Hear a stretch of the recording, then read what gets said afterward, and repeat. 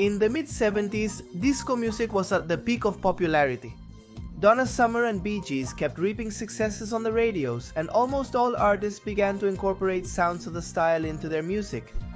However, the overexposure and automation with which this genre began to be produced wore down its originality. In addition, rock fans saw it as an escapist, consumerist, conformist, and overproduced sound, something contrary to all the principles of rock at that time. Disco music had invaded nearly all spheres of communication and dissemination. This caused some people to not stand seeing anything related to the style and others to start hating it.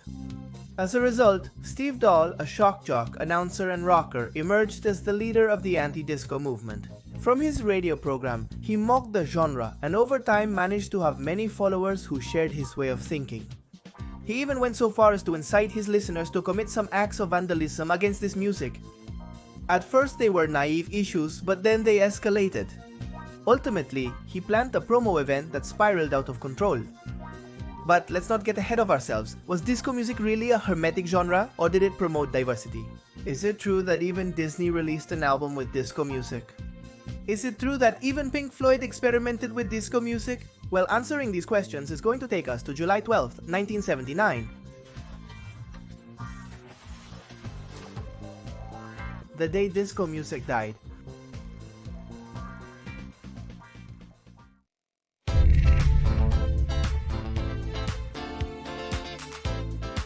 Disco music burst onto the scene to revolutionize everything in the 60s in the United States. More precisely in Philadelphia, according to some experts, the musical scene at that time was dominated by soul. However, over time, a new style with influences from rhythm blues, soul, and even funk was gaining strength, but it would still take a few years to achieve its true explosion. At that time, the American socio-political context was going through one of its most complicated moments. Tensions with the Soviet Union, the Vietnam War, and the economic crisis created a feeling of overwhelm, especially among young people. In response, disco music represented a kind of escape and a way to forget about those troublesome times. Not to mention, New York nightclubs were gaining relevance. African American, Latin, and gay communities found a space to express and celebrate their identity away from prejudices. During that period, key artists began to shape what would eventually become a distinctive genre. Barry White played a crucial role in highlighting the repetitive rhythm that would accompany melodies and orchestral arrangements, an essential component of the disco style. In 1969, Jerry Butler's song "Only the Strong Survive" emerged, which was considered one of the first concrete examples of the fusion of elements. The song combined the sounds of Philadelphia and New York sun with the evolutions of the Motown sound, marking a balanced turning point. From the beginning, the sound of disco music was characterized by its repetitive 4/4 beat, marked by a regular percussion bass. In addition, it had bass lines that broke with the regularity of the rhythm and accentuated certain notes. Over time, string sections, brass and trumpets, electric piano, synthesizers, and electric rhythm guitars were added. This was paired with a catchy melody, frequently inspired by Latin rhythms like merengue, rumba, or samba. That new style was not only more elaborate, but it was also more cheerful. On the other hand, in Europe, disco music was also settling and evolving, only at a rapid pace. From the second half of the 70s, many of the genre's greatest hits were created or produced in the old continent. Thus, a bubble was created that would not take long to burst. While in the United States, as we said, artists were directly inspired by soul and black music, in Europe the influences were much more varied: jazz, pop, local styles, and underground music. This mix led to a clear preference for synthesized sounds. Among the pioneers of this transformation was the Italian Giorgio Moroder, who led the Munich sound. Its main characteristic was the dominant use of string sections, in addition to the fact that the productions were recorded at Musicland Studios or at Union Studio in Munich, Germany. Moroder not only produced for Donna Summer, one of the queens of disco music, but also released his own productions, among them the famous and influential From Here to Eternity. European productions often had an international orientation, setting aside nationalism and any identification with a specific place, which was a great advantage for the North American market.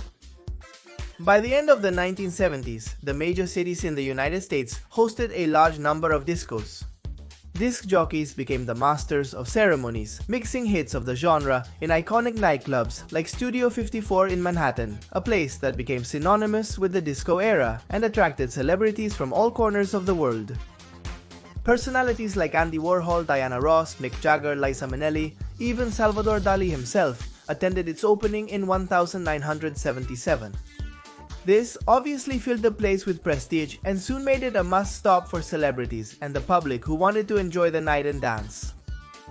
However, despite the fact that Studio 54 was the reference place for lovers of this music, soon the scene diversified and expanded. The audience also began to position other clubs like the Limelight, Magic, and Paradise Garage, which gained renown and became very popular. The atmosphere in these nightclubs was a visual and auditory spectacle. The audience was dressed in expensive and extravagant outfits. They opted for wide-legged pants or loose dresses to allow free movement while dancing. The atmosphere was intensified with flashing lights, mirrored balls, and high volume, creating a unique sensory experience. In addition to fashion and music, the disco scene was deeply marked by the regular use of drugs. Substances such as cocaine and sedatives, colloquially known as disco biscuits, were common and highly sought after. Studio 54 in particular was associated with promiscuity and became a reflection of the sexual revolution of the time, marking the bold and liberating spirit of the disco movement. As if something was missing from that era, the television program Soul Train helped disco music achieve greater reach. This impact was so profound that even recognized artists from other musical genres found success by adopting this style. The Rolling Stones, for example, did it with their song Miss You. Rod Stewart achieved another hit with his song Do You Think I'm Sexy? And Pink Floyd with another Brick in the Wall. All demonstrated their versatility by using the disco structure to mix it with their unmistakable trademarks. In addition to the various artists and musicians, DJs saw their role grow even more. DJs had significant influence. If they played an artist's music in their sets, that musician was likely to succeed. It was from this influence that record labels soon began to take advantage of the situation. They negotiated with the DJs to premiere their artists' new releases on the dance floor. In addition, the overwhelming success of the movie Saturday Night Fever in 1977 further increased the fervor for music. Starring John Travolta with music by the GEES, it popularized the style to a broader audience. Songs like Stayin' Alive, Night Fever, or How Deep Is Your Love were featured in that film and became immediate emblems. However, the market was flooded too quickly with mechanically and homogeneously created disco products to satisfy the growing audience demand. In any US city, disco music could be heard simultaneously on at least 5 radio stations. Rock was losing ground, and in a short time live music venues had turned into discos. That fever for disco music that took the genre to the top ended up sentencing it. Soon, this style would find itself surrounded by a completely different landscape, and that's how our story goes back to the beginning.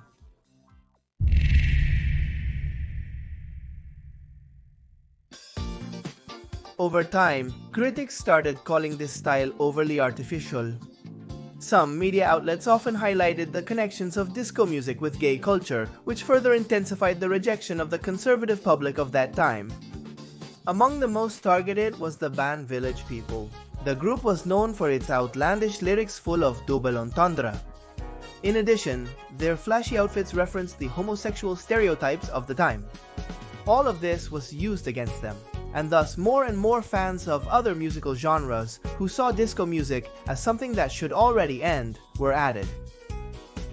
Part of that decline had begun with the parodies and children's records they released. Even Disney came to publish Mickey Mouse Disco, trying to take advantage of the moment. The Sesame Street series also had a disco-themed album. It was only a matter of time before all the rejection that was building up finally exploded. It was precisely in 1978 in Chicago when the figure of Steve Dahl, a 24-year-old rock disc jockey who worked at the WDAI radio station, emerged. Dahl was fired when the station decided to stop programming rock to dedicate itself to disco music. Subsequently, Dahl was hired by the rival station WLUP, which still broadcast rock. From that station, he started mocking and harshly criticizing the disco genre. In addition, he created a group called the Insane Coho Lips, an anti-disco army made up of people who shared his dislike. By 1979, Steve had become the standard bearer of discophobia and began organizing public events against the musical genre. Some consisted only of throwing marshmallows and other objects at competing radio vehicles. But there were also those who organized entries into nightclubs to disturb the public and then called the police with false reports. Steve considered nightclubs as places full of effeminate men and frigid women. Around that same time, Michael Vick, head of marketing for one of the major teams in the American Baseball League, the Chicago White Sox, heard the dog program on the radio. Vick needed a larger turnout for his games and thought that concept was a good strategy to attract more spectators to the stadium. That meeting gave birth to the Disco Demolition Night. It was a sporting event that would aim to destroy disco music vinyls during the halftime of a baseball game. On July 12, 1979, they set a date for a double game of the White Sox against the Detroit Tigers. The meeting at Comiskey Park in Chicago was promoted from Dahl's station under the slogan Disco Sax. Anyone who brought a disco music album to destroy would only pay 98 cents for admission. The White Sox executives had estimated that about 30,000 people would attend the event, but more than 70,000 showed up and another 25,000 were left without entry. 2 baseball games were scheduled for that day, but the scandal began before the first one ended. The crowd summoned by Steve began to throw discs. Several of the athletes had to protect themselves from the projectiles and left the playing field. During the break between games, Steve Dahl appeared dressed in military uniform and an army helmet aboard a jeep. He was accompanied by a blonde model named Lorelei, famous for her provocative ads and poses for the WLUP station. He said a few words to the public and then began a countdown. In the middle of the field, a large box containing thousands of discs began to fly through the air amid explosions. Up until that point, everything seemed under control, but then, chaos broke out. Thousands of spectators left the stands and entered the field. They used the leftover records to set up improvised bonfires. Some crazed young people knocked down the stadium's batting cage, while others fought with punches and threw all kinds of projectiles. The debacle set in both on the field and in the stands. The disco music haters took out their frustrations on the stadium and all its facilities. The players from both teams had to be safeguarded for their own protection. Security could barely contain the tremendous uproar. That frenzy of hatred lasted for an hour and a half. Once the scandal was over, there were 39 arrests. Fortunately, only a few people with minor injuries were reported. However, the field was in deplorable condition. The explosions and riots had severely damaged it. Unable to play under those conditions, the White Sox were forced to forfeit the second game against the Detroit Tigers. Mauricio Naika's disco event was harshly criticized for the violence it unleashed and the feelings of hatred it promoted, but it also became a cultural symbol that marked the specific moment of the end of disco music.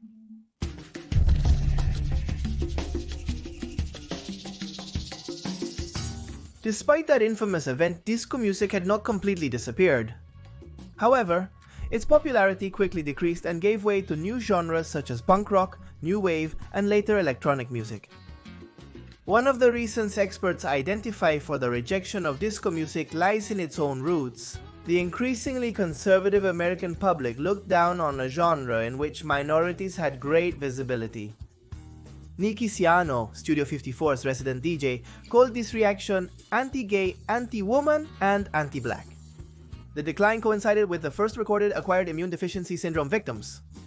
The slogan "Disco Sucks" was used by both rockers and Christians to burn records with messages like "Disco equals gays equals acquired immune deficiency syndrome." Beginning in 1980, the station started to shift away from disco music.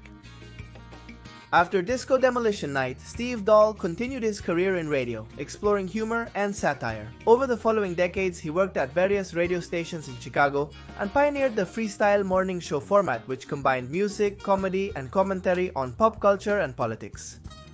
He always claimed that his motivations against disco music were purely musical and denied any other issues pointing to discrimination. Soon after, the disco genre began to merge with other musical styles or disappear from the charts. Gradually, that cheerful and strident sound was substituted with new styles.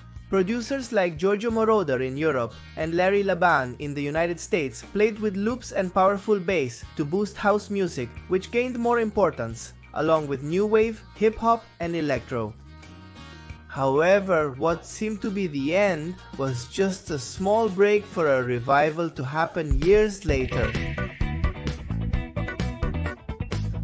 In the mid-90s, the disco genre experienced a kind of resurgence thanks to the influence of prominent artists who incorporated elements of the style into their songs. This reappearance was evident in the neo-disco and infusions between hip-hop and that 70s genre. Songs like York City Boy by Pet Shop Boys, Who Do You Think You Are by the Spice Girls, or Cosmic Girl by Jamiroquai revived it. Other artists like Kylie Minogue or Justin Timberlake continued with this trend and helped the resurgence of disco. Even some video games like Dance Dance Revolution 4 Mix and the Bassa Group Saga included disco music, which helped introduce the style to a new audience and generation.